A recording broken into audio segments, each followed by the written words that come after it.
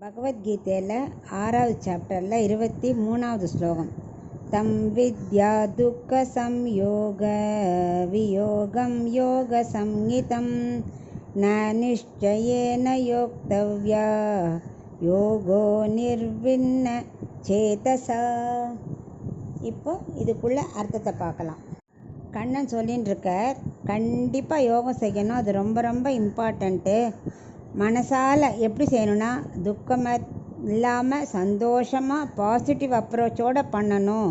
அதை விட்டுட்டு அப்படியே மனசில் சங்கடப்பட்டு செய்யணுமே அப்படிலாம் செய்யக்கூடாது, உறுதியாக செய்யணும். அதை மாதிரி நம்ம புரிஞ்சுக்கணும் அப்படிங்கிறார். இப்போ 20, 21, 22லலாம் எத்திர அப்படின்னு வந்தது இல்லையா, அதுக்கு தான் இப்போ தத்திரன்னு இதில் கம்ப்ளீட் பண்ணுறார். அதாவது எதில் மனசு ஈடுபட்டிருக்கணுமோ, எதில் இறுதியான சுகம் கிடைக்குமோ, எதை அடைஞ்சால் துக்கமே இருக்காமல் இன்பம் மட்டுமே இருக்குமோ அந்த யோகத்தை நீ செய்யணும் அப்படிங்கிற. அதனால தான் அங்கே எது இது அதுன்னு முடிக்கிறார் இதில்.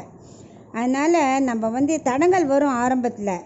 இப்போ ஒரு ப்ரோக்ராம் செய்யணுன்னா அதுக்கு என்னெல்லாம் தேவைகளோ அதெல்லாம் பண்ணுறச்சே ஒன்று கரண்ட் இருக்காது, இல்லை ஏதாவது ஒன்று தடங்கள் வந்துகிட்டே தான் இருக்கும்.